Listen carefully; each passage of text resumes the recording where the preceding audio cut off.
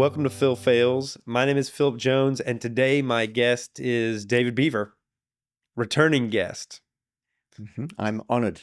It's been too long. I'm really excited to have you here. David Beaver is the professor in the linguistics program. He's also a professor by courtesy in the philosophy program and the director of the cognitive science program, all of these at the University of Texas here in Austin. Exactly. He is a lover of dance and a writer and author.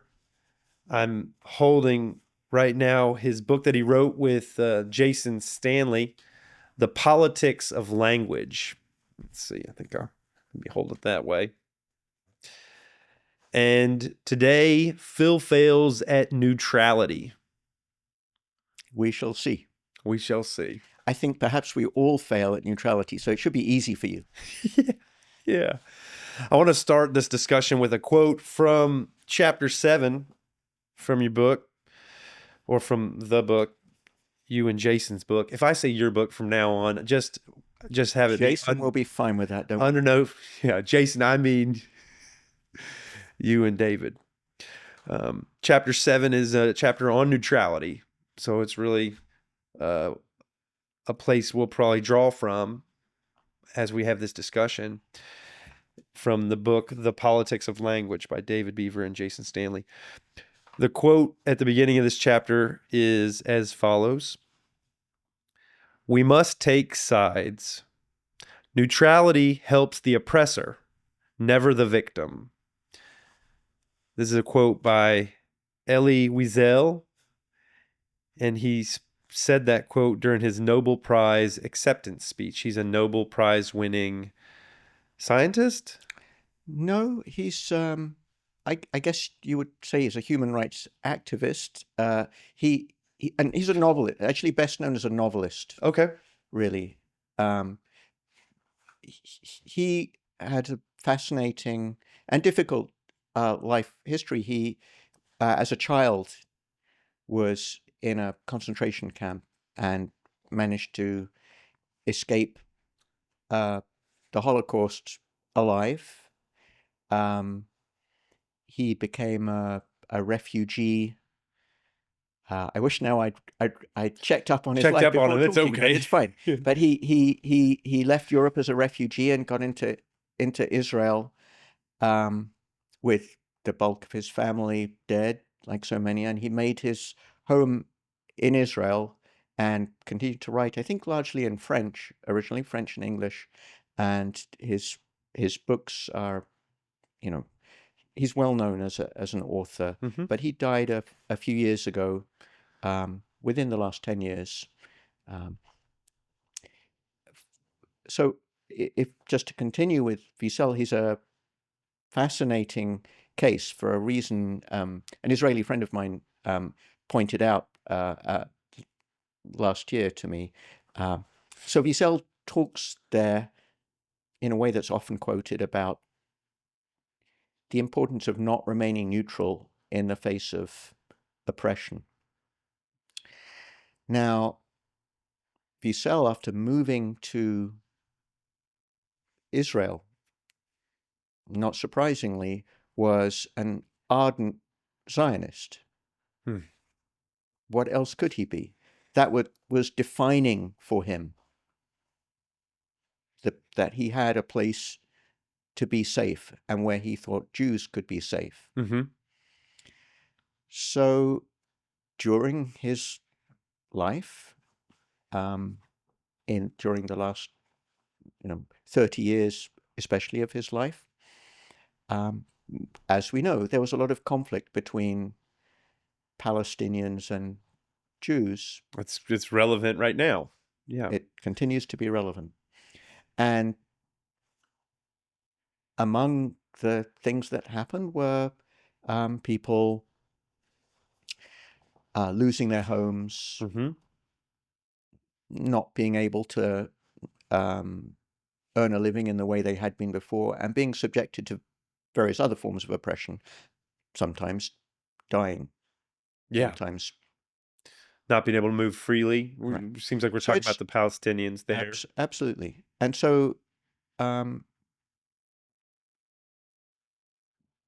while I don't want to uh, throw labels around that are themselves not neutral, Mm-hmm. um, I think it's fair to say that there were people that were suffering throughout that time, Yeah. and and that there were power asymmetries at various points where, whether or not there were good reasons for Israeli policy to be as it was, it's nonetheless very, and we talked about Israel last We time. did. I remember. It's nonetheless the case that there were people who were suffering, Yeah. who were clearly oppressed. And so many within Israel, many Jews within Israel who um, were sensitive to problems created by Israeli policy on, for example, settlement, Mm-hmm. tried to get Wiesel to speak out, because they said, look what you said, Ellie. You said that we should never be silent. Yep. Yeah. Wiesel refused throughout his adult life to speak out on this issue. Really? He Because was of his an his important Zionist leanings. one. So here I'm you're asking guessing. me to absolutely, you're asking me to interpret Oh, yeah. why a Nobel Prize winner, known for his work on peace, his Nobel Peace, why he chose not to speak out. Yeah. Clearly, I'm not qualified to Right. tell you, but I think my what I would imagine, it would be the same as you would imagine, that his perspective didn't allow him to see a picture of the people that were suffering as being the same in that conflict, as being in any way parallel to the picture of suffering that he'd experienced personally. His own personal perspective didn't allow him to see those as the same, which is not to say they are the same, but many people have in fact seen them as being the same. So it's certainly possible to see those as being comparable. And then again, it's very problematic when people do make comparisons like that. So problematic, that is to say, not merely in the sense of that might be unfair or inaccurate, but also in the sense that people get into trouble when they make those comparisons. Yeah. The thought I've had of some of those with regard to comparison is like in Poland, they had these areas where they confined all the Jewish people. Right. It was called, do you remember what it was called? It was in Warsaw. You mean in Warsaw, the Warsaw Ghetto? Yeah, Basically. the ghetto. Yeah. And I've thought about parallels between that because they would restrict supplies from going in there. Sure. And the people starved in there. If I believe the things that I've read and watched in movies, it was a horrible place. But they had a lot of people and kids and folks trying to live a life inside of this ghetto, thinking life could go on around a ever tightening kind of noose or Right. restrain of supplies and the things that are necessary for life. And then I think about a place like Gaza or the West Bank and thinking, are these people in a similar situation? Right. And so many people have, um, you know, looked at the question of whether it's fair to make a comparison or not. Yeah.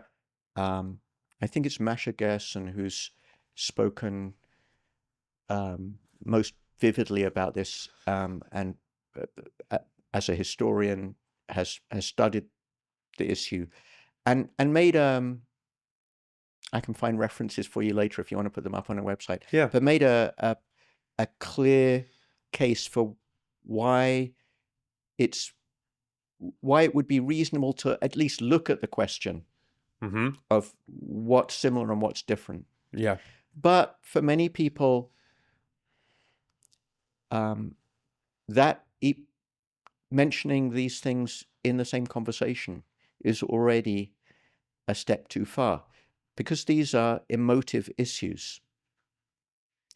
One cannot have a neutral discussion of whether there's an analogy or not, because the moment you mention either issue, people's emotion takes over, Dysregulated. and when Narrowness you of focus. when you try to make any when you raise the question of whether one might usefully compare them, you get to a point where people are even more ruffled is an understatement. Yeah. Angry. Mm-hmm. Well, they're speaking from their animal brain. Then they're not using the. Well, Well, I when don't emotions think take over, it's emotions, but there's also some strategic reason why engaging in certain types of discussion can be problematic. Let me give a very different example. Yeah. Okay. Well, hold on. Before you do that, did Wiesel ever change his No. tune? He never did. I was Wiesel, hoping that there'd be like at when the end of Wiesel this, died, he had not, to my he knowledge, never said spoken anything. out. I can't say he never said anything, but there's no Right. major public record. And how would I know what he actually thought and what he said behind closed doors? My point here was simply the observation that the guy that I've taken as a champion of Yeah. Not not standing on the fence. standing on the fence, refused to speak out on an issue that many of his contemporaries in Israel thought was the defining issue of the day, and many of his compatriots thought was exactly the type of situation he had described as requiring speaking out. Yeah, because And there's so, an oppressor and a victim. absolutely. So the Clearly. conclusion we can draw is that Nobel Prize winners, Peace Prize winners, they're human too. They're human too. And when we're deciding whether we should speak out on an issue, or complaining about someone else for either speaking out or failing to speak out, Right. we should keep in mind that they're human. Compassion and empathy is what you're We can inviting. we can still hate them, but What good we're is that? hating a human being if we decide to do that. Yeah. We're criticizing a human being for being human. Their And motivations for not speaking out are, if it's not alien, it's human to me. And so absolutely, we understand, if unable to find that common ground, we could understand how they got there. we can try. That is, that we must recognize, given that they're human, that it would be possible for us to work towards feeling some empathy and understanding how they got there if we were motivated to do that. Of course, we're often not at all motivated to investigate how people reached their entrenched positions. We're often motivated to man our sides of the blockade. Goodness, that's true. It's a tough world, right? It's a tough world. Yeah. In the philosophy discussion I had with Grant, we were talking about karma and evil and all of that stuff. And there was a story that the Buddhist told. It was a story about a king and his wife couldn't have any babies, so they decided the king could have a wife-bearing partner, or a partner that would bear children, and the wife would be okay with it. They decided together, presumably. But every time this other woman would have a baby, the queen would intervene and it would be terminated, until such a time that the other lady hid it and she ended up perishing in childbirth because the intervention was given too close. And she said, I want to come back as somebody who devours the queen's babies. So she came back as a cat, and then the queen came back as a hen. And so she ate all the queen's babies and then ate the hen eventually. And then she came back as a tigress and a thing. And then the queen ate that one. And then they came back. One of them came back as a lady and an ogress. And eventually in these stories, someone ends up at the Buddha. Like, what am I supposed to do? I'm in this cycle of samsara. And the Buddha counseled, you need to give the ogress, let the ogress hold your baby. And she's like, how could I do that?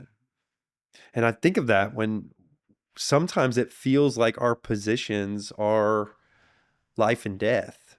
Like it's really important that we maintain that if we move towards the other side, something very important to us will be lost, something that can't be lost, like a child. Right. It's a nice story.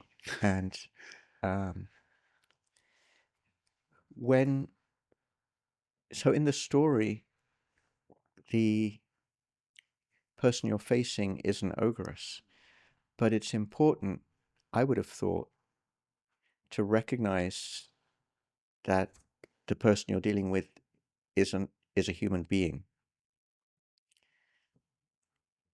Why they're being an ogress I is don't a even know what an difficult ogress question. is, but I, seems like a mean thing. I would have thought both ogres and ogresses Oh, it's an would be. ogre. It's an ogre lady. Okay. I would have thought it would be an ogre lady. Okay. Um, But you're saying it's important for us to see the humanity in those we converse with. And you think that's I lost? don't think that's my unique position. Yeah, I think I it's think yeah. this is um, a fairly standard idea, Yeah, when we talk to people we which is recognize not to they're say that that's going to actually allow us to have a conversation with them. yeah. We should recognize, for precisely that reason that they're human, that conversation may be impossible. So here I part ways with the Buddha.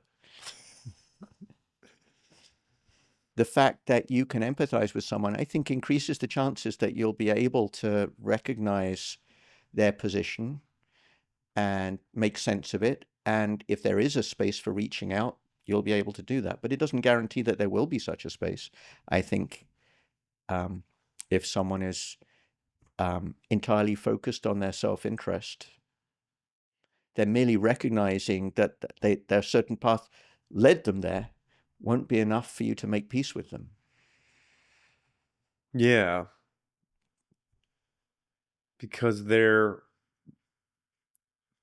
where they've been led, the end of all of that trail leads somewhere that's very different than where you are. Right. So I don't think that I'm about to have a conversation with the Elon Musks of this world that will have much, would have much impact were we to have such a conversation. I think people are entrenched for whatever complex reasons in their way of thinking about the world.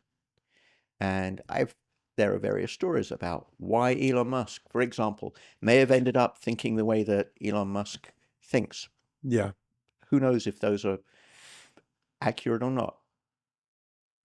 Either way, merely knowing that he had a human path that took him to where he is does not mean that we're ready to chat over a beer. It doesn't mean that nothing follows about whether we can find common ground. Right.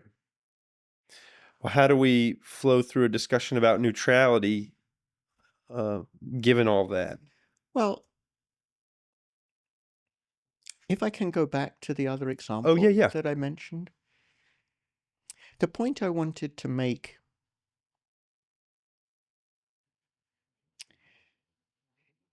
is about,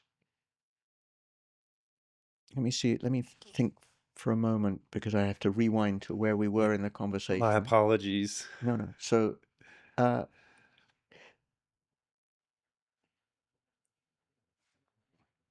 the point I wanted to make is that sometimes people will defend uh, their their speech, the things they write, in terms of their objectivity or neutrality. And they'll say, I'm not being emotional, you're being emotional. I should be able to have this discussion. So there's one way of looking at the case I mentioned. Masha Gerson was due to be awarded um, a prize in Germany for his, for their forthright speech on certain issues. And because of Masha Gerson has, I don't know their heritage, but I think it involves some Jewish heritage. Mm-hmm. But and in fact, the prize was the Hannah Arendt Prize, and Hannah Arendt was a philosopher who wrote about totalitarianism and famously got into a lot of trouble for writing about the trial of the Nazi Adolf Eichmann in a way that upset people, because the prevailing view at the time of the Eichmann trial after the Second World War among many Jews was that the Nazis were monsters and they should be treated as such. Mm. And Arendt, in her book Eichmann in Jerusalem, essentially painted Adolf Eichmann as a petty bureaucrat with very little imagination.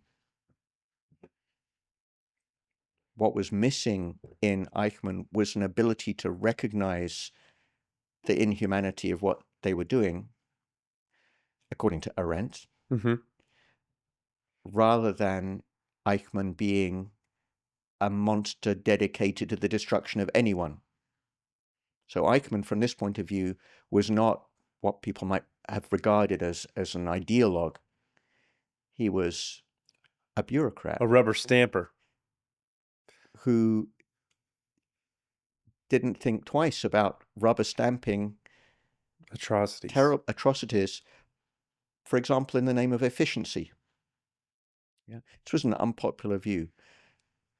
Okay, fast forward, Masha Gerson was awarded the Hannah Arendt Prize, but because Gerson had spoken about what they considered to be the relationship between the Palestinian situation that we discussed and the situation the Jews had faced, Gerson was labeled by various people anti-Semitic.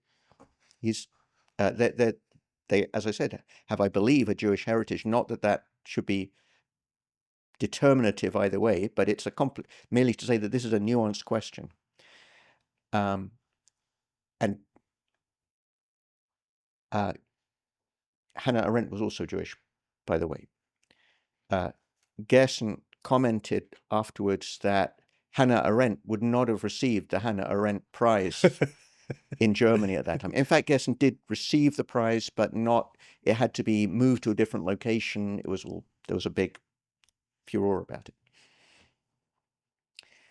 Here's a different issue where we see the same thing, but now looked at in a different way. So that was an issue where Gerson was unable to make a comparison, or at least did make a comparison, but it was not a popular comparison. Right.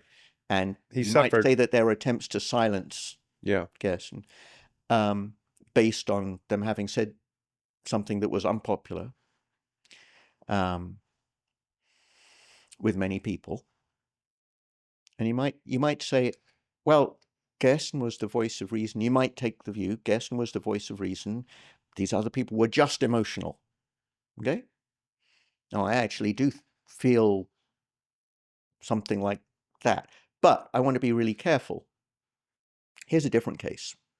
There's a long history in this country and beyond of scientific racism. So people have done things like measuring skulls and looking at measures of intelligence like IQ and used their analyses to justify racist positions. So the idea has been that certain people need to be treated like children because they're inherently inferior. That's the racist position. That's that idea that some like Homo erectus and Neanderthalis, it's about that. Like some people have more Neanderthal blood or more. One variant of it, but it's not closely tied to amounts of Neanderthal blood or genes, there's, as far as I know, no evidence at all that there's any correlation between things we value in humanity and percentage of Neanderthal. Neanderthal descent. I've never seen any evidence to that. Okay. But that would be just a type of argument that people would make without needing data. Yeah, if you're more Neanderthal, you're less human than us, Homo erectus. We've got more Homo The mere erectus than you fact do. that Neanderthal is an insult when we actually know very little about the Neanderthals, yeah. is already A bit of racism, scientific racism. charmingly disturbing, but it's speciesism because they were a different species. Okay, yeah, speciesism. So there's a long history of scientific racism. What do we do when someone wants to invite, and this is something that's happened multiple times in the US, someone wants to invite to campus, let's say, a speaker who is has a program of work involving comparisons between IQs of different racial populations. Okay, what do we do about someone who claims, as for example, the kind of public intellectual Steven Pinker has claimed, that we should be mature enough to have these discussions about whether there are any differences in intelligence between people of different races? That's what someone like Steven Pinker would say, and others have said. The trouble is that when you look at the history of scientific racism, what you don't see is a lot of careful work that's led to clear conclusions. What you see is evidence that neither the people doing the work nor the people talking about the work were anything like mature enough to have even-handed conversations about the science they were supposedly doing. On the contrary, it's very clear in study after study that people doing this work have typically had ulterior motives and have ended up with essentially, you might argue at least, confirmation bias. They came in looking to demonstrate a point they wanted to make. Yeah. Like slavery was quite reasonable. Because the IQ of the people from that region is lower than this other IQ, so we should not looking at control factors that are not well understood behind IQ. Yeah. Well, diet, how do you education. even define IQ? You think about Definition Howard of Gardner. IQ is going to be is going to be performed in a way that values certain types of thinking That above we certain value, other yeah. types of thinking. This is only to say that it's nuanced. Let's leave behind right now the question of when is actually what would be a good type Yeah. of study, and what the particular bugs are or are not in any given study, whether this study was good, that study is bad. I imagine that if you looked, you could say, I definitely know bad studies, and I expect you could find studies that would stand up to more scrutiny. Right. The problem is that humanity is not mature enough to have this discussion.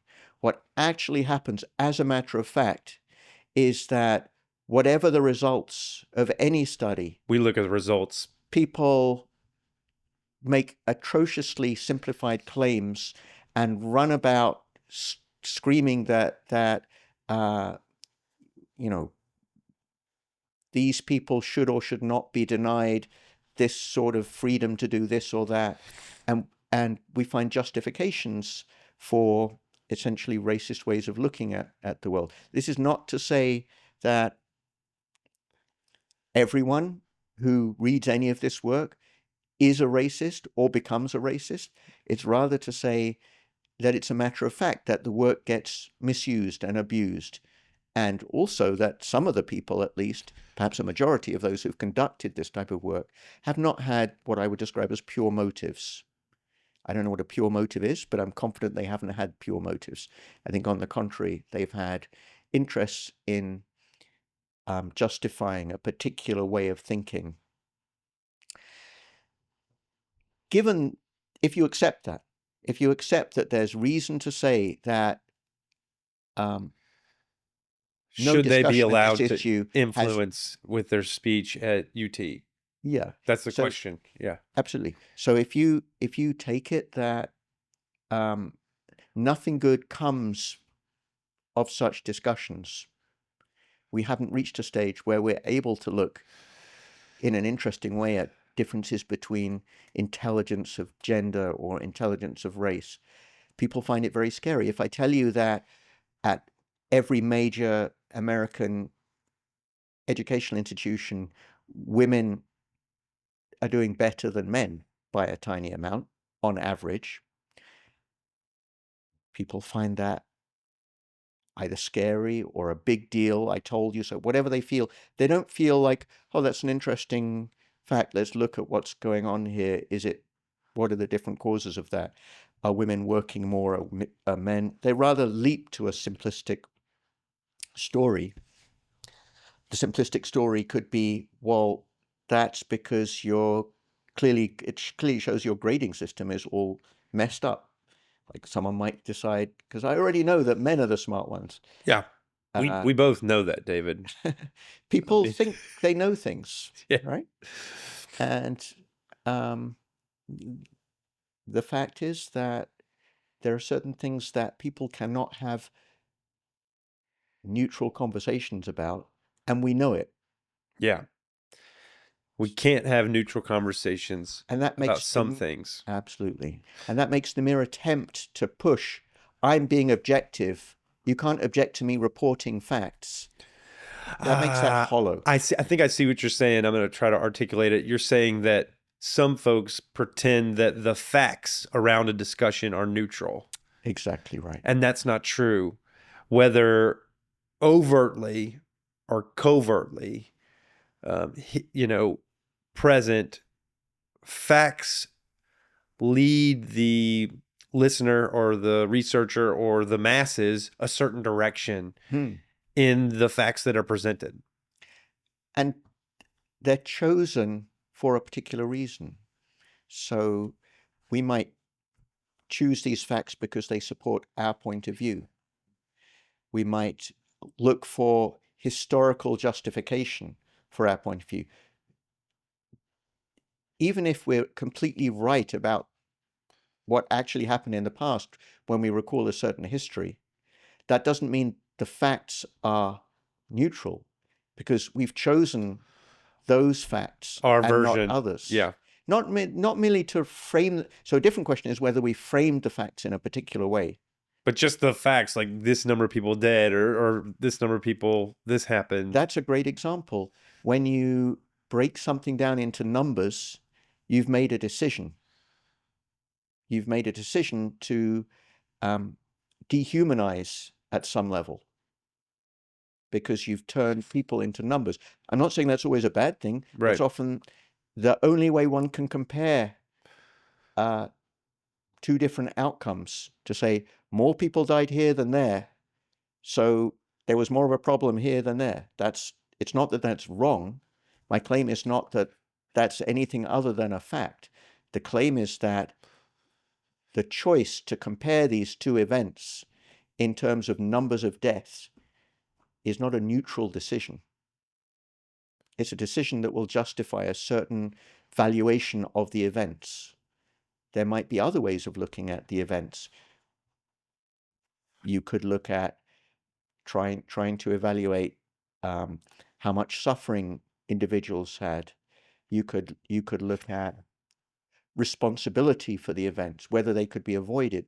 These are all different aspects of any, let's say, tragedy. We don't have to limit ourselves here to tragedies. We Yeah. could look at good things too. We could have good things. Yeah. We could look at a school and how much benefit it brings. Yeah.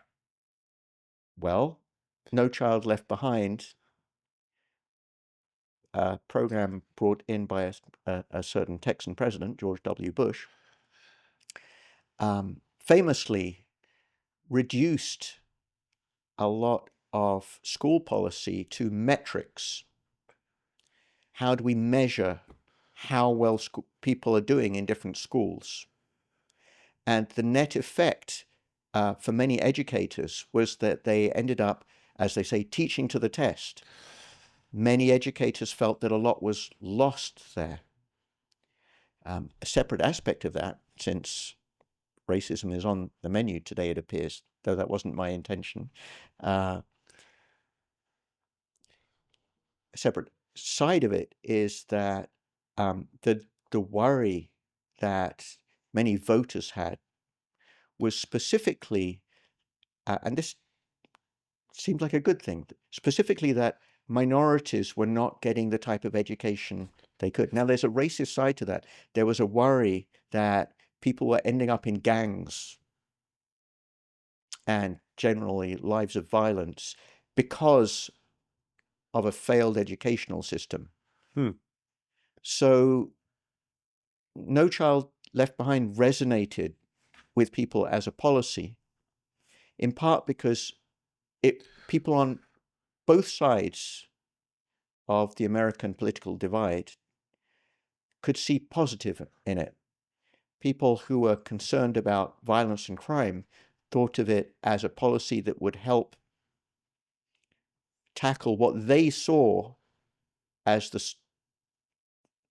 the source of crime, because they thought this was an inner city problem. Inner city is a word used to describe the places where minorities live.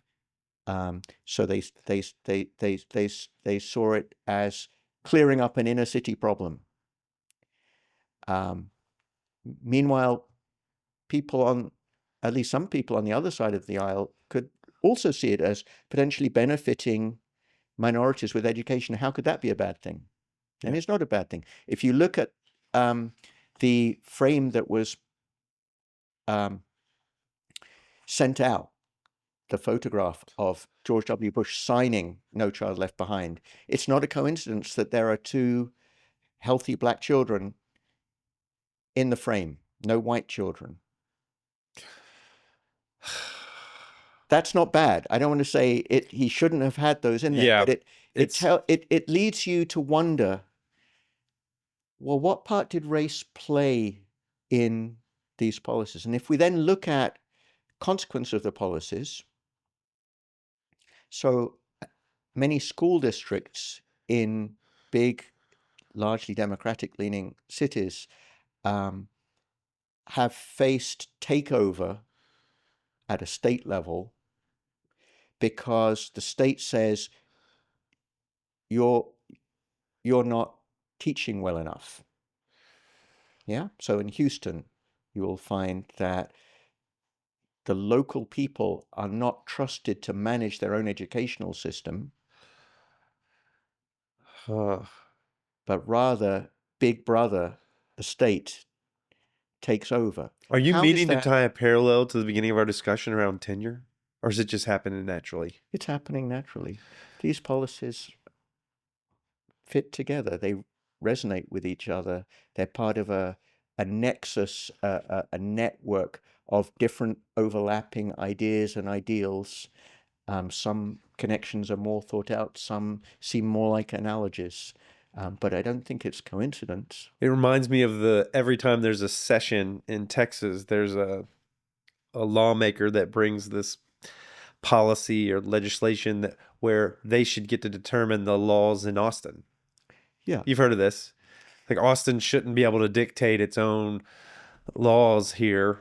The legislature, the Texas legislature should do it. Right. That's an exact example of, hey, you can't govern yourselves.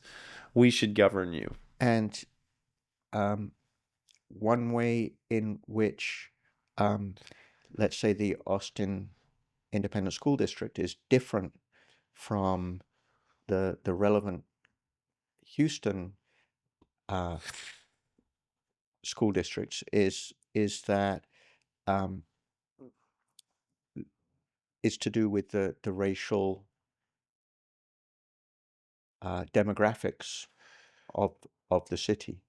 And what you'll find is that places where there are state takeovers, just looking at numbers, but again, I don't claim neutrality in numbers. Yeah, these numbers you're given tell a story that you want to tell. So I'm telling a story with the numbers, but it's still numbers. The fact is that predominantly the places where there are takeovers are places with higher levels of minority populations. That's a fact, as I say. It's not a Yeah. neutral fact. It's not a neutral It fact. supports a certain view that I have. Yeah. Um, And it's emotional. it's emotional too. It's very disturbing because it feeds into a narrative of people not being trusted to look after themselves. And this has been used as a justification for example, slavery. It's claimed that enslaved people, benefited from the institution of slavery because they were incapable of looking after their own interests. And this, I think most Americans, most people around the world would disagree with, but it's been put forward as a view in the past. So there's a resonance there between that type of argument, which I think we all have some awareness of, and the way that minority school districts and other bits of local government have a greater tendency to be taken over by often emergency management. So that's, of course, this is in the good old days when people still thought that there should be government at all. Maybe we're moving into a new phase where no one gets looked after, and it's just anarchy. Well, I hope not.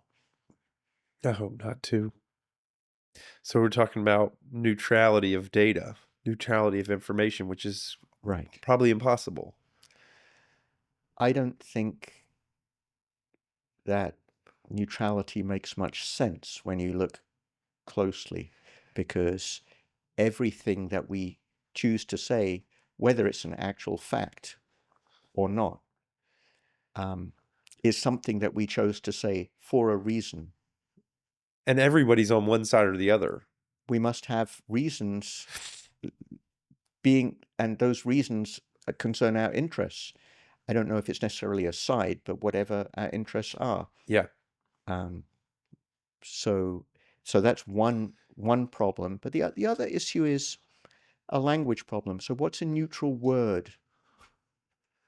A neutral word. I don't know. What is a neutral word? I can't figure it out. The, of, prepositional phrases. Let's take the. So I can point you to academic work, for example, by a couple of guys, Acton and Potts, I think, are the relevant guys. They've discussed cases, now it seems like ancient history, from Sarah Palin and her use of the.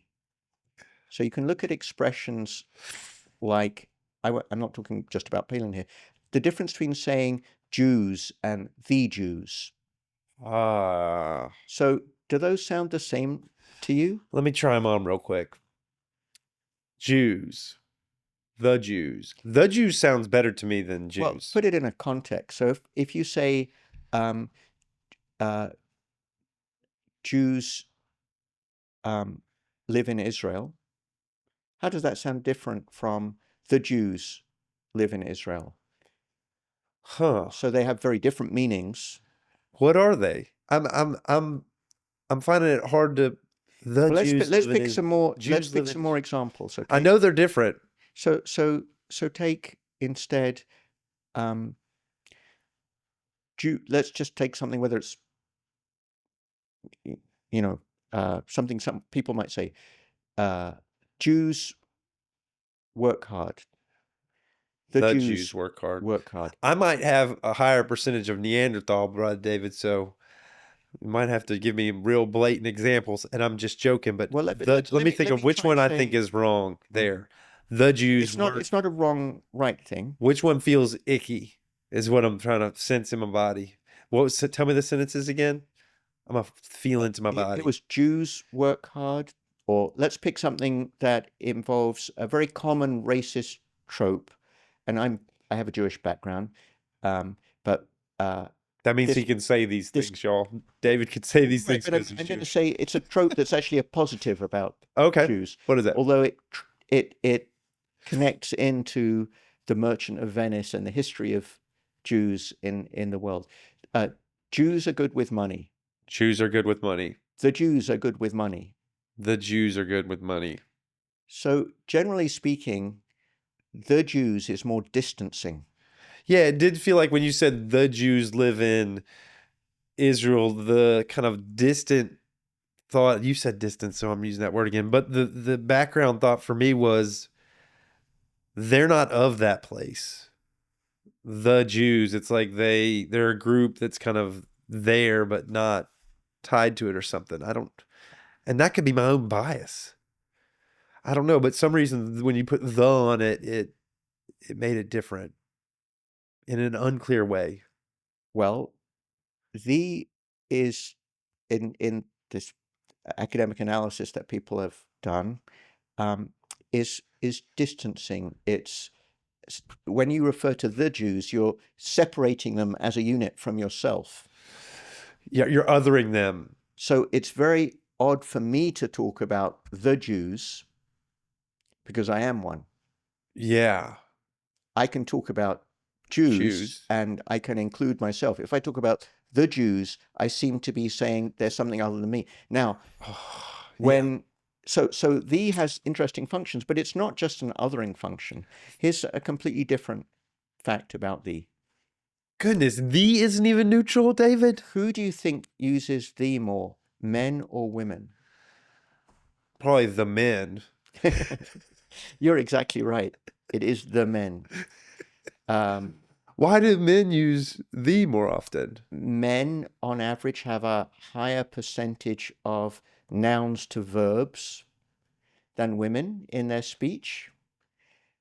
And when you use a lot of nouns, you're going to also use articles like a and the quite a lot. The is the most common word in the English language. So everyone's using it a lot. So these are quite small differences. So men, just for a second, for everybody out there, noun is a person, place, or thing. So men are saying person, places, or things more frequently, and women are saying verbs, which is an action word. Women are using action words more frequently. These are small differences between populations. What we've got here is populations that, so if you just look at a bunch of sentences and try and guess, is that a man or a woman who said it based on, or someone who doesn't like to gender themselves that way? Yeah. Based on the number of these there, you'll be at chance. You can't do that. If you look at huge populations, and I've looked at, for example, 50,000 admissions essays to UT written by men and women. If you look at really large amounts of text, you can see these differences, but they're small differences, tiny average differences between the whole populations. Nonetheless, do we want to say that the is neutral if it's used differently by different people? Academics use the more than non-academics, whether they're male or female. So there's no such thing as a neutral word, is what I'm getting. A lot of words seem neutral. An example from that chapter is the word dog. So dog seems like a good old Anglo-Saxon word. A dog. You've got a lovely dog. Perro. But then you think of the different expressions that are used. You dirty dog. So why is dog used that way? And cross-culturally, dog is more often used in negative and positive contexts. So it also has some positive. When someone is described as dogged, that persistence, kind of blindness to the fact that, you know, they're in great pain or whatever. They have stick-to-itiveness. They've got grit. They so persevere.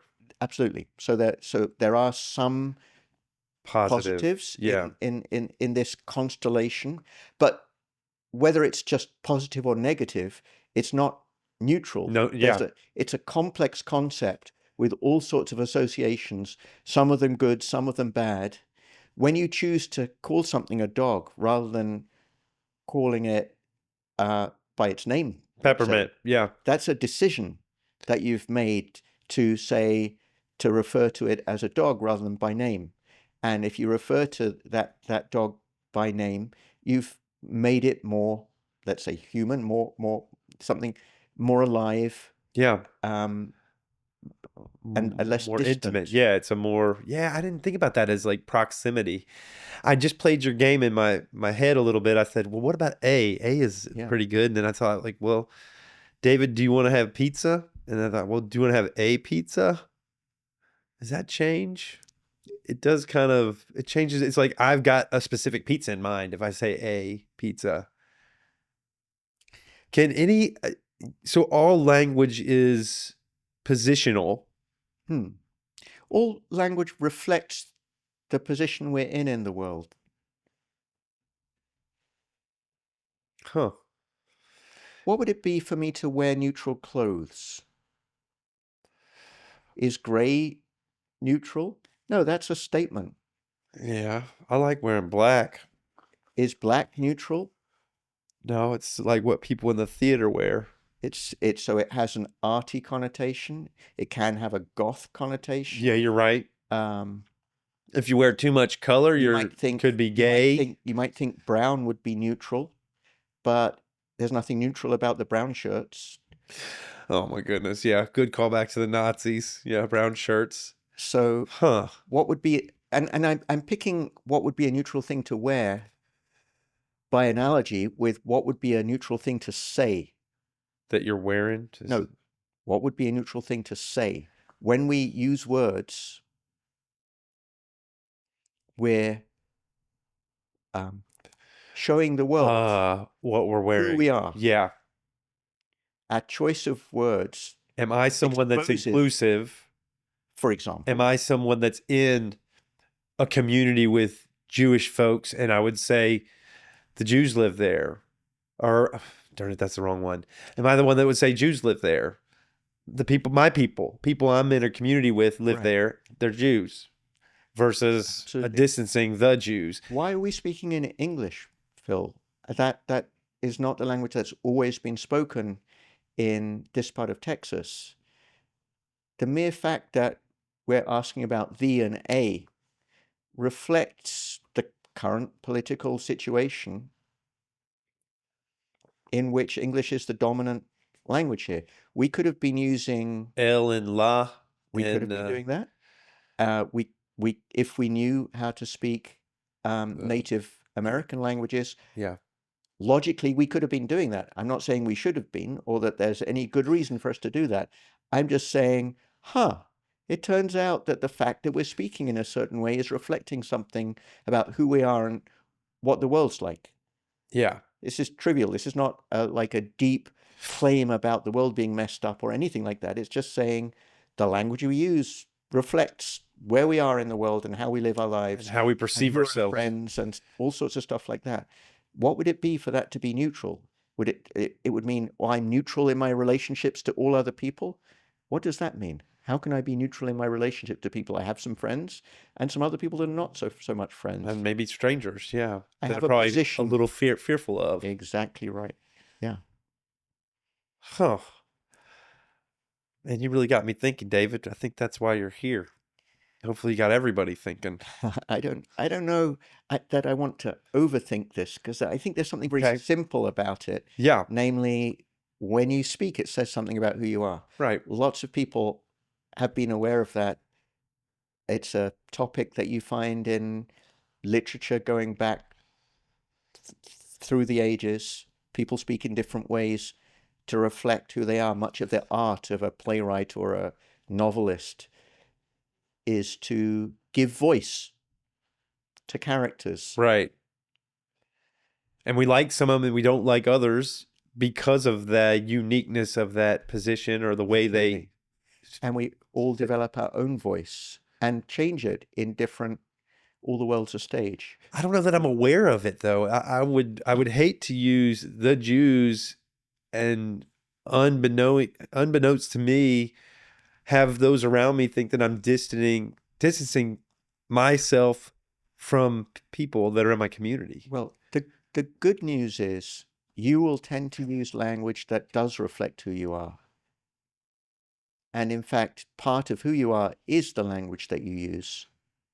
If you were the sort of person that found it natural to talk about the blacks or the Jews, you'd be a different Phil.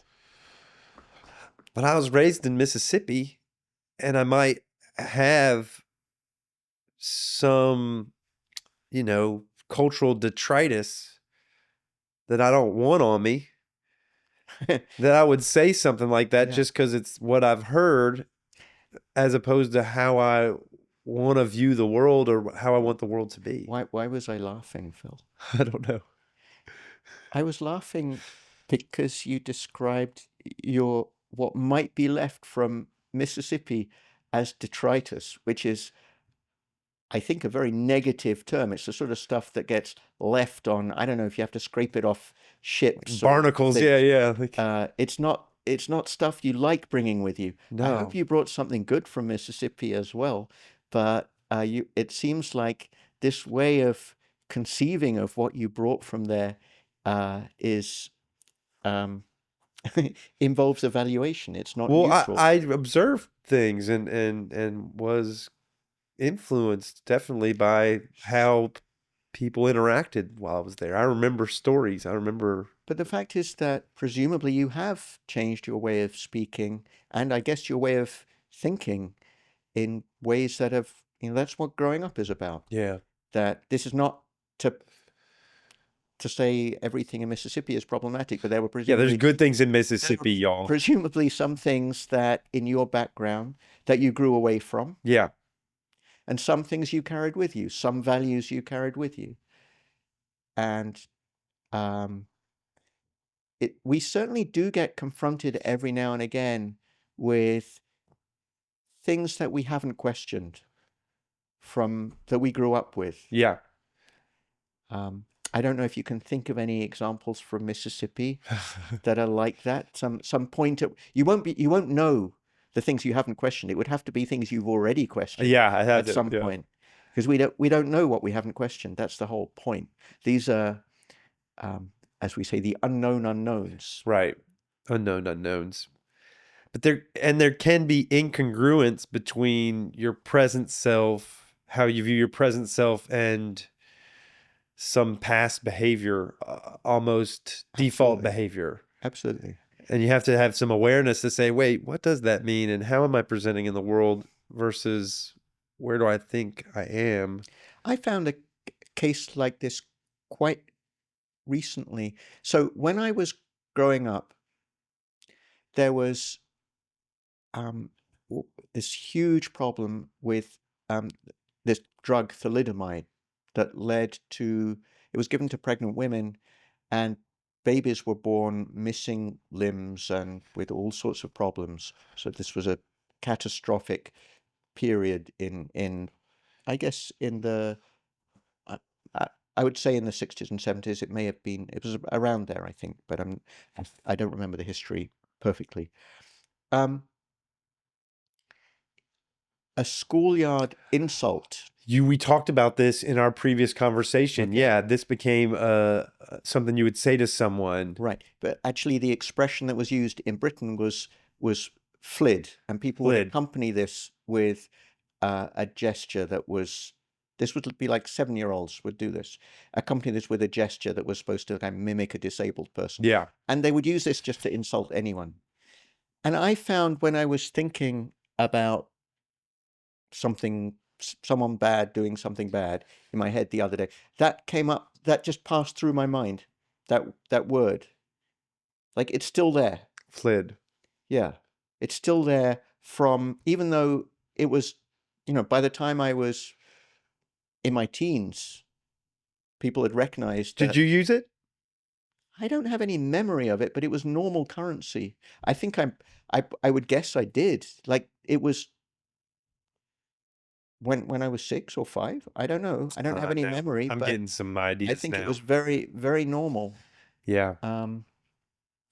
I'll tell you something I know I said. So people in Britain back up, definitely until I was in my 20s, would refer to the corner stores that were run by largely by Indian or Pakistani immigrants, they would refer to them as the Paki shop. Mm. That Doesn't seem like a negative thing. Paki shop, didn't seem negative Pakistanis. to anyone Seems at the kind of time. fun. But for a start, it conflated people of Pakistani and Indian origin, and it othered. Mm.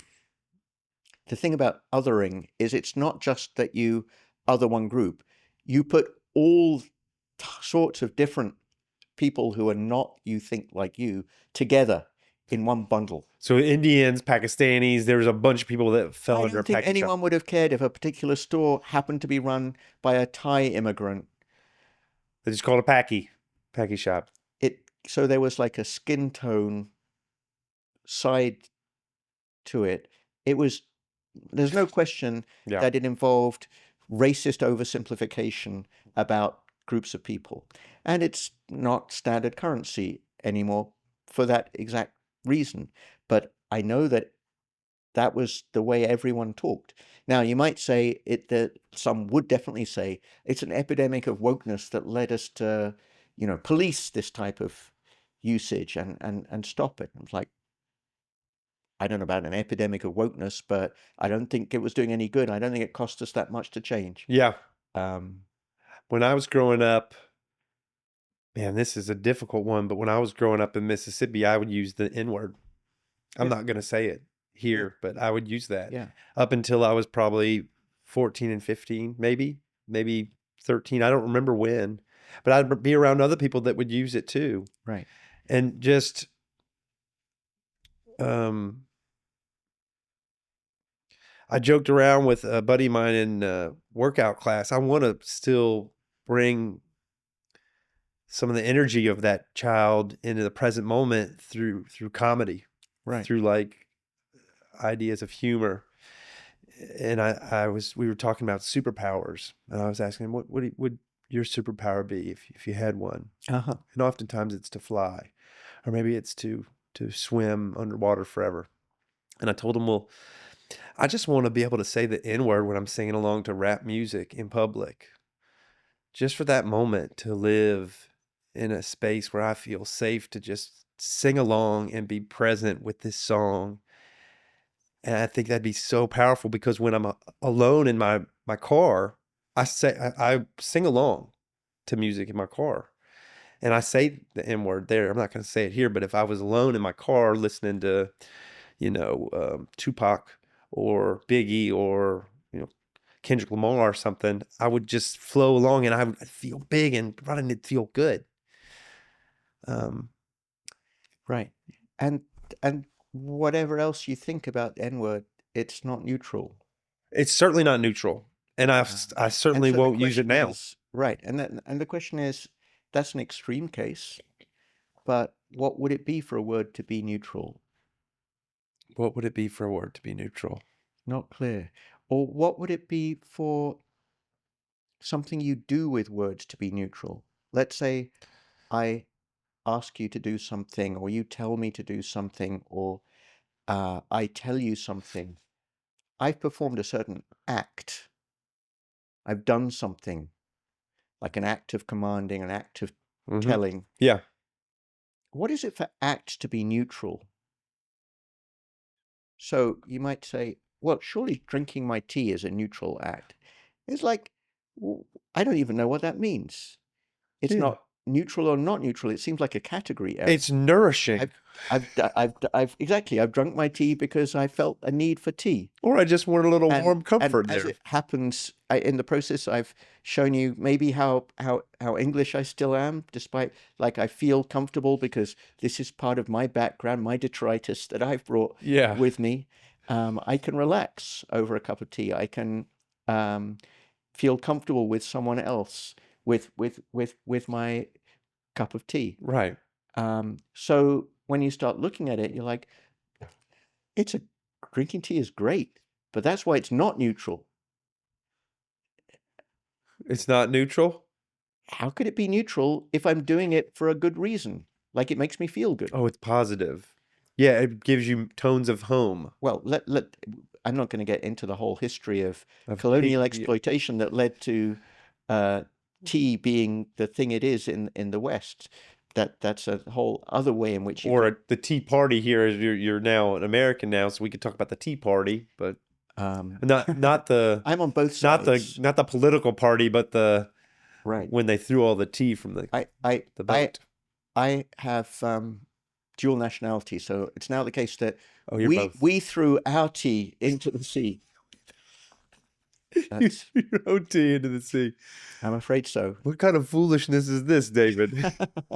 It's an act of rebellion Yeah. against ourselves. Against ourselves. There we go. But we enjoy it, the tea. Yes. And it's not neutral. What would it be for me to cycle to work? Would that be neutral? Well, I could have gone another way. No, you're I choose- communicating your values around health, probably.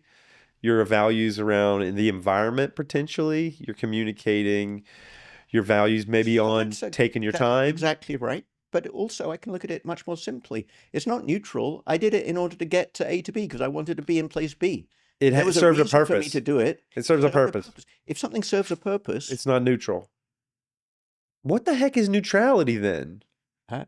that is a good question. I think neutrality is a mantle that we don in order to protect ourselves. In order to not to bow out, in order to not participate. Sometimes in order not to participate, and sometimes in order to declare our superiority.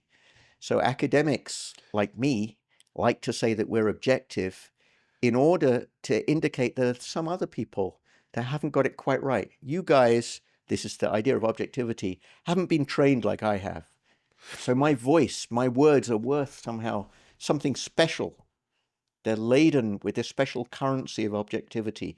Whereas your voice, you're a non-scientist. You're not an academic. You haven't done all this studying. So your voice is not worth as much. That's one case where I'm of course don't think that. I think on the contrary. But isn't that true though? If an academic has trained himself to research and look at data and facts and come and synthesize, and isn't there these aren't equal? I'm not attacking academia here. I'm just saying we love when we describe ourselves as being objective, we do so partly in order to suggest that we're above the common fray. So this happens in two ways. In a negative way? Because you could be like, if a mathematician, if you gave me and a mathematician a complex math problem, the mathematician is going to be above the fray with regard to this pairing. Well, so this is complicated. So firstly, there's a question of why math. So sometimes because I'm bad at math, David. I'm horrible at it. Well, I mean, I just don't do it much. Yeah. That is a very good way of looking at it. So if you have a flexible mindset, yeah, I could learn math if I wanted. You could improve your math. Neither of us is ever going to be winning a Fields Medal in math. Not unless we make some swift changes now. We have some work to do. But the fact that math is valued as, for some, it's the queen of the sciences or whatever. Okay. That valuation is not neutral. The fact that you're picking on math is significant. Why math? Why pick on math? Because that's the one that seems objective, but we've chosen to do math, if we are choosing to do math, for a reason. Namely, it's the one that seems most above the common fray. Yeah, I chose it like that. The other one would be perhaps the king of the academia. Would that be physics? It could be. Could be. I studied physics, so I obviously love physics. Yeah. But think about when bureaucrats, this comes back to what we were saying before about counting numbers of deaths. Think about when bureaucrats give you a story in terms of statistics.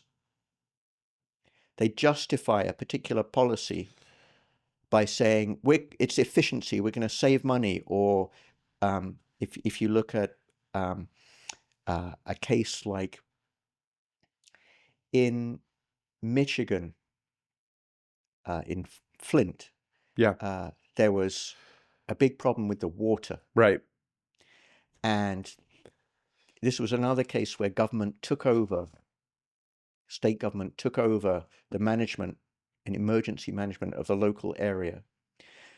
People were complaining about the brown toxic stuff coming out of their taps.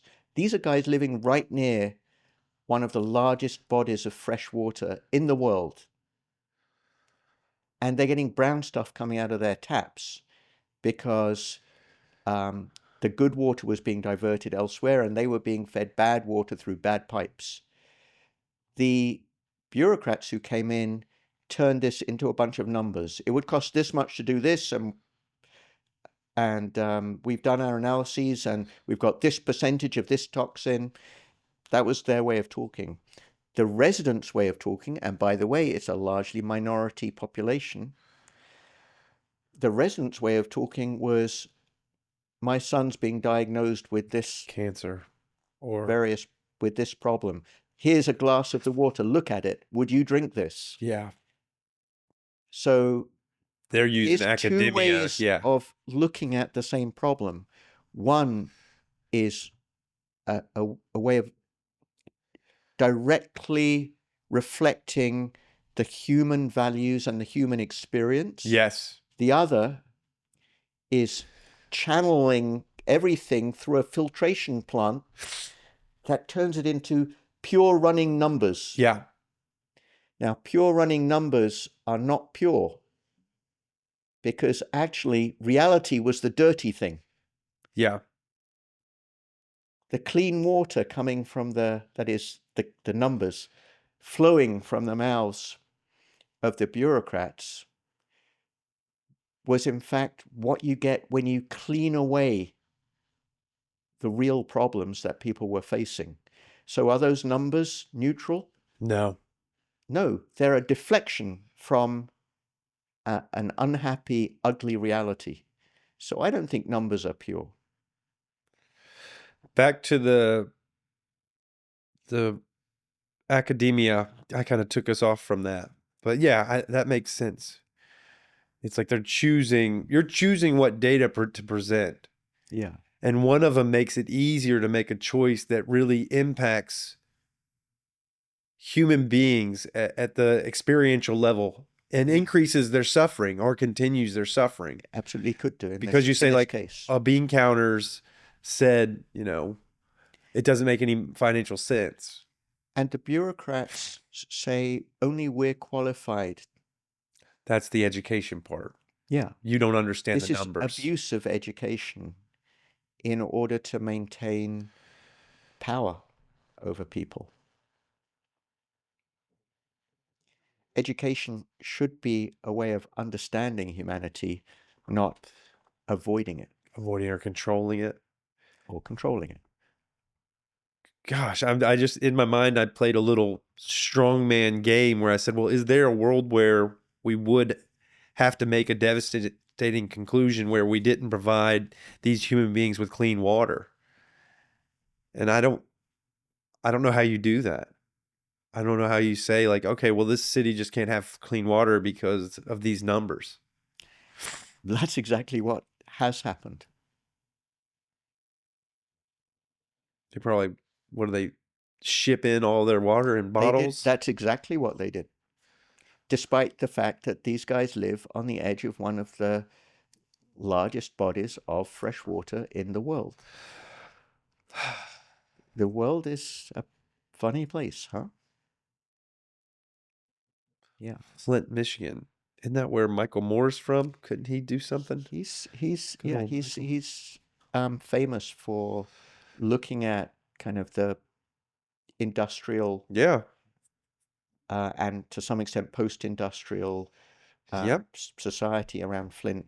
And I think you're right. He's from up there. I don't know his biography, but yeah, I think you're right. Yeah, I love his films.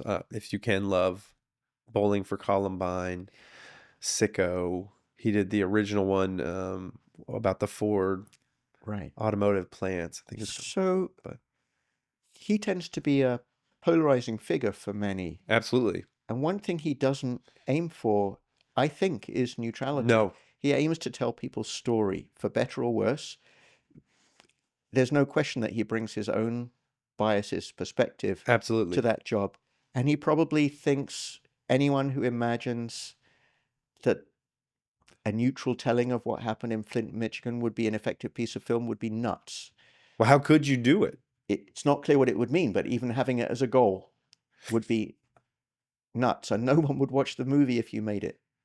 If I needed to make a decision about something and Mm. I collected all the data, presumably it would result in my discernment going one way or the other. It wouldn't result in my discernment going in the middle It's or interesting. in a neutral fashion. It's interesting. So in two ways, and probably we want to wrap up this Okay. discussion at some point, but it's interesting in two ways. First, when you said all the data, Ugh. you always have to select which data you'll consider. Yeah, there's a selection process. And secondly, often when you consider both sides, you end up confused. So here's an example.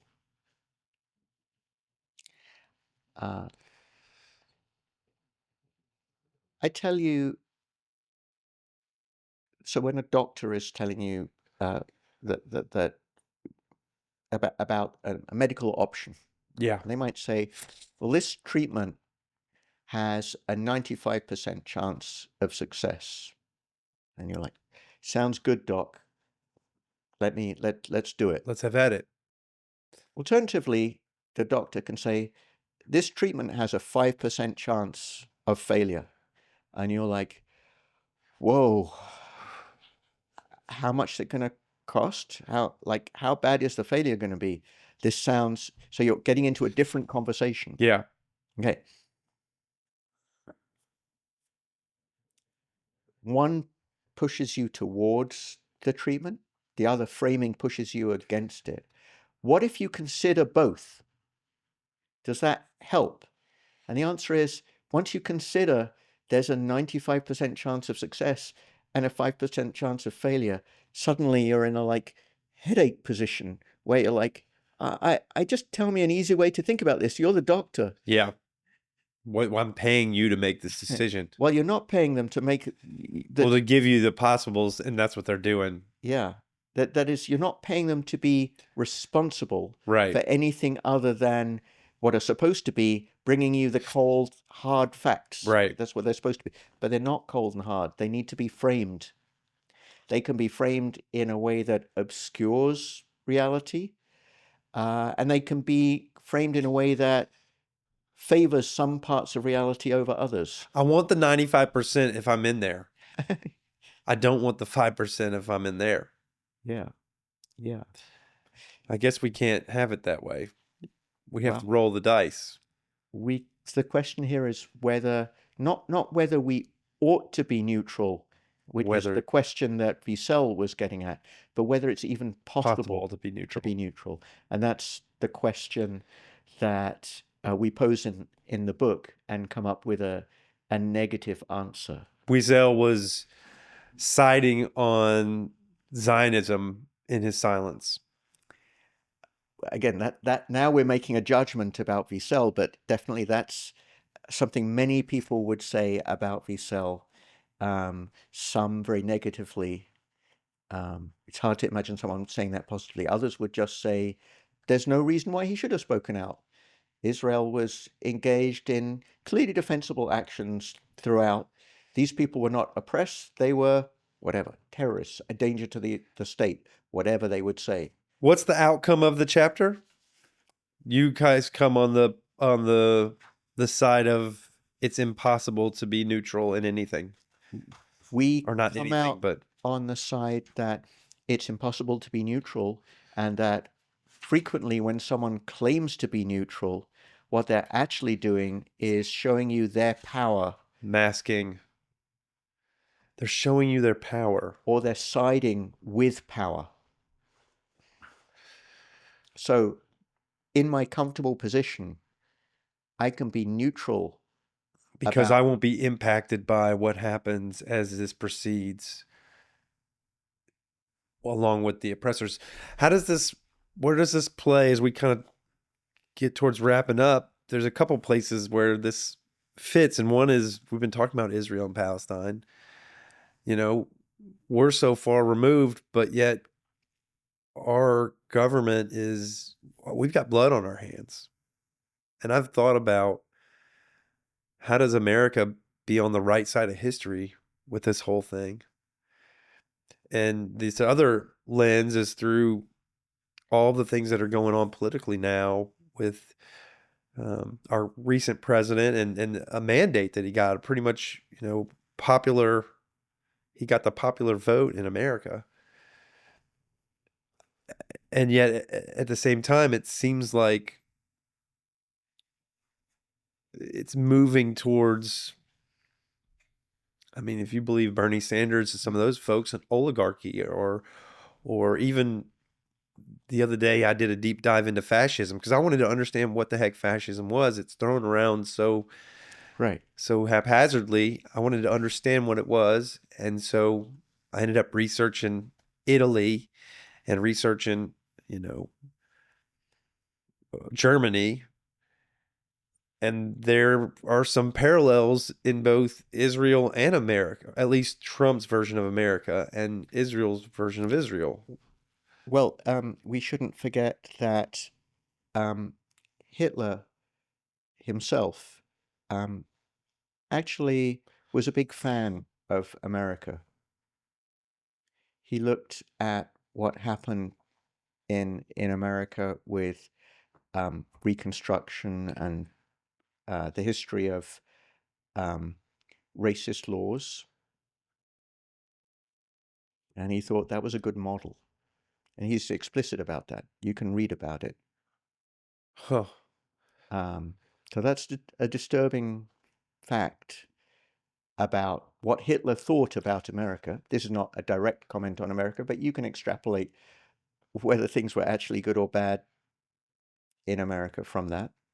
It's certainly not the sort of recommendation one seeks. No, for sure. Um, I would imagine there's a whole, just back to that idea of neutrality siding with power. I could see where a whole swath of people would be influenced into kind of a freeze in a world where it's not in their best interest. Their best interest requires acting out and speaking out right. and going towards the other side. But there's I don't know, in the way that the political game is played, I didn't stand on the side. I voted, so I did that thing, but it was difficult for me Right. What made because it difficult? because I don't believe in, I believe in might not be the right words, but I don't like either side. I get a Well, sense of, that's so interesting, Phil. So the strategy that propagandists use is peeling people off, mm, picking issues that make it difficult to vote for the other side. The right wing in America in the last election managed to persuade a bunch of Arabs, for example, to vote either to vote for the Republican Party right. or to fail to vote for the Democratic Party. Now, this is not to say that there aren't many people of Arabic descent who have perfectly good, legitimate reasons for their political views, but I'm talking about people who had long been Democratic supporters who did not support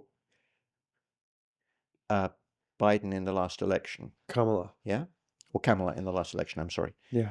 Um, and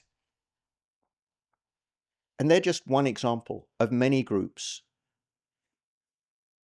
that took it that because their issue or their issues that they care most about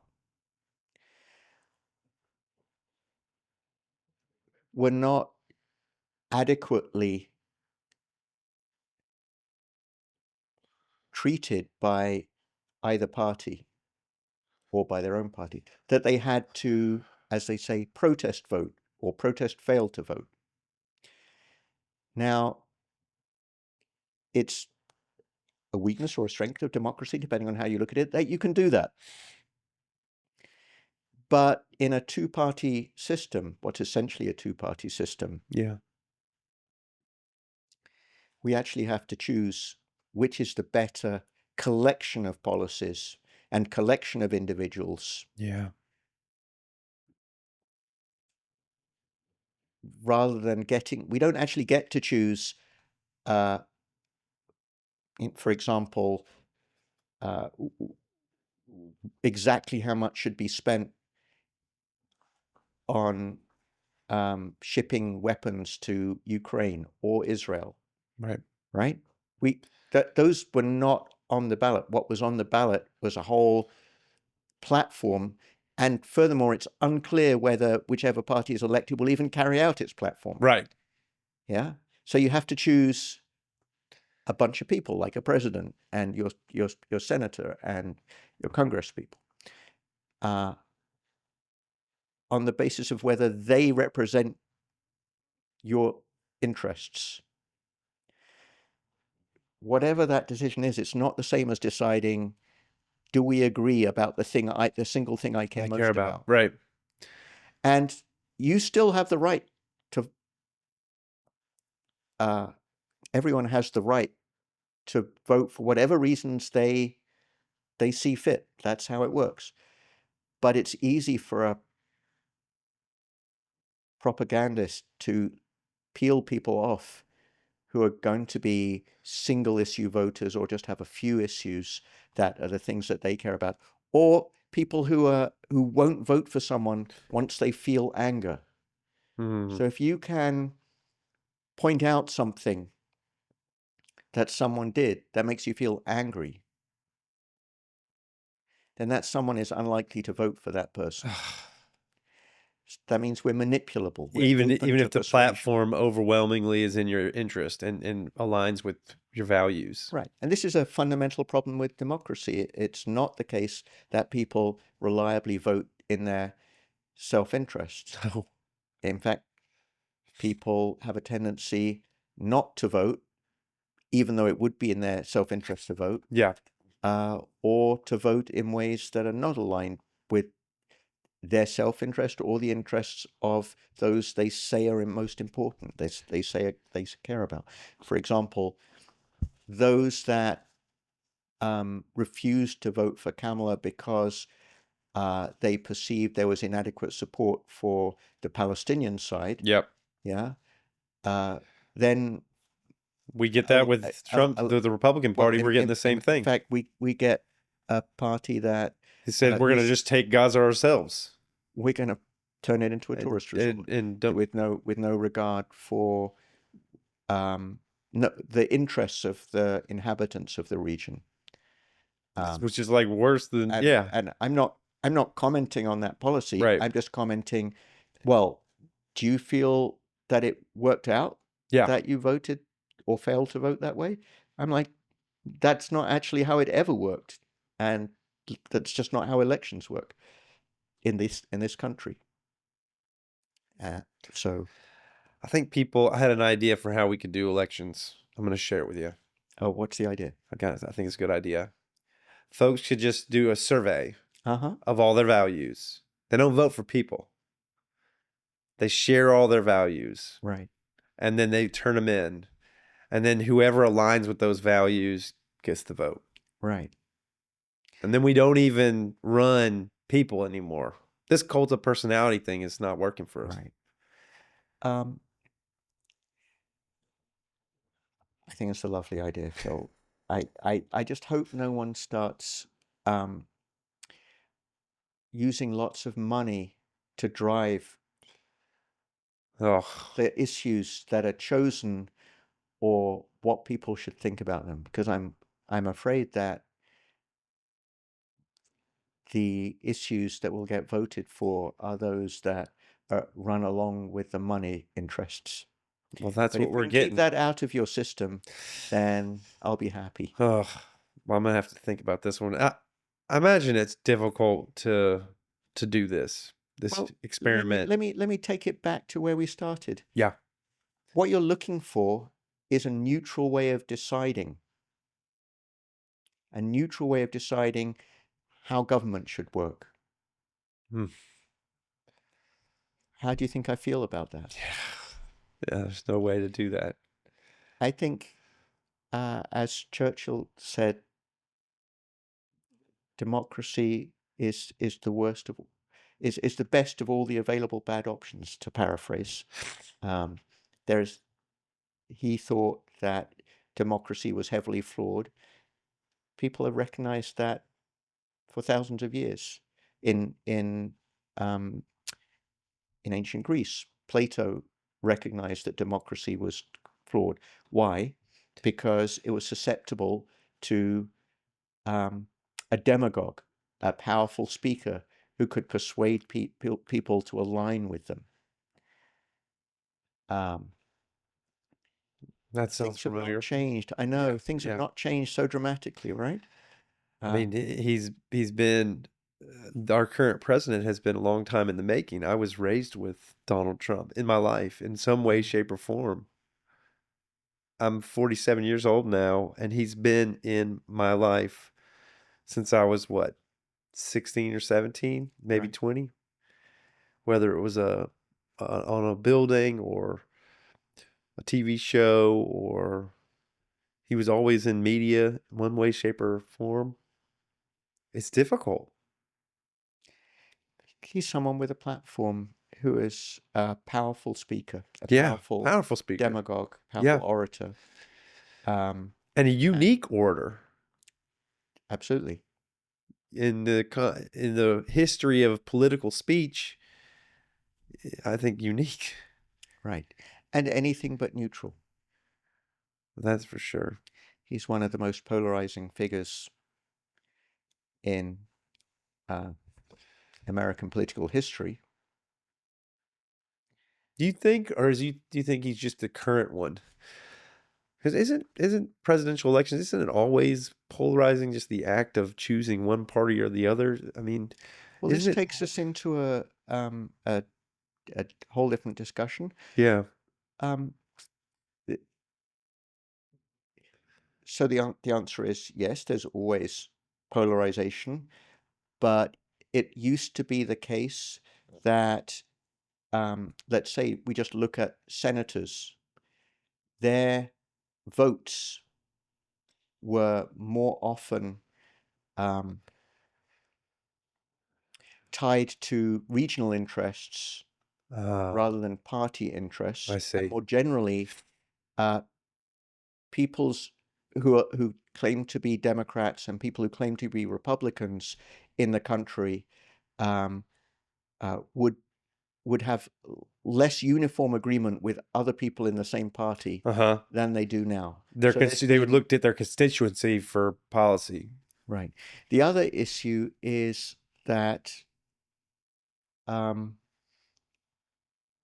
if you look at measures of so the word polarization suggests it's just coming apart in both directions. Uh-huh.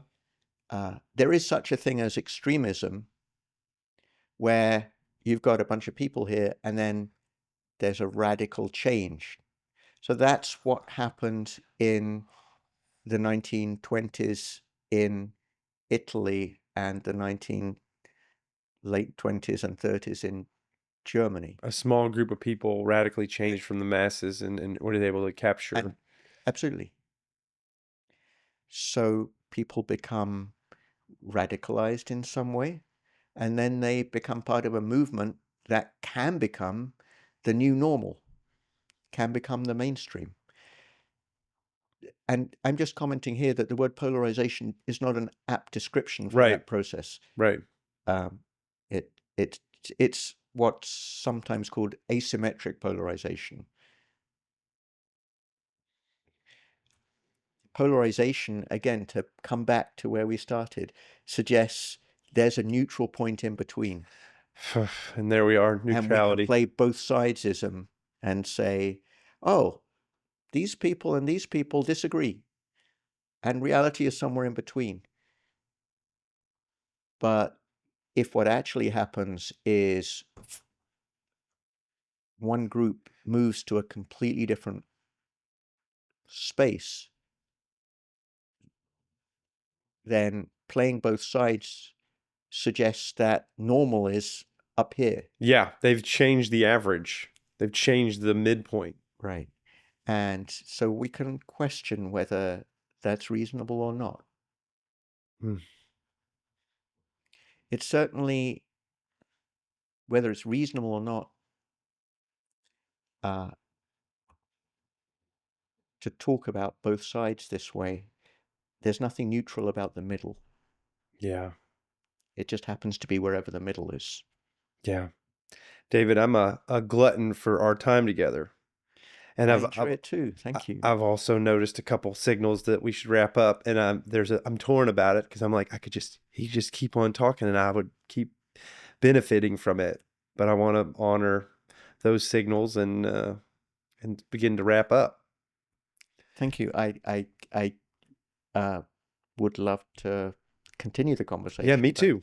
But it just happens that right now might not be the optimal time for it. Well, you know me, I will start to send messages in a month or so asking you to return. I would love that. Thank you. Yeah.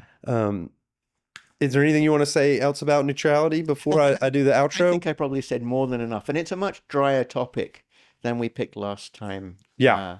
It's a more abstruse, abstract question than, for example, how I should live my life if I'm in some way neuroatypical, or these are things that, of course, you can look at abstractly, but it more immediately comes home. So. Right. Well, this has been Phil Phails with David Beaver. He is a professor of linguistics in the linguistics program. He's also in the philosophy program and the director of cognitive sciences program at UT. He's a lover of dance. He's also an author, a writer. He wrote this book, The Politics of Language, with Jason Stanley. And we've been talking about chapter 7 in that book, neutrality. Thank you so much for coming and talking to me about it. Thank you, Phil. It's been a pleasure, as always. Yeah. You want to end with a hug? I would or a fist bump or a handshake? I give people we can do the hug. Okay. I like the hug. Go. Thank you, David.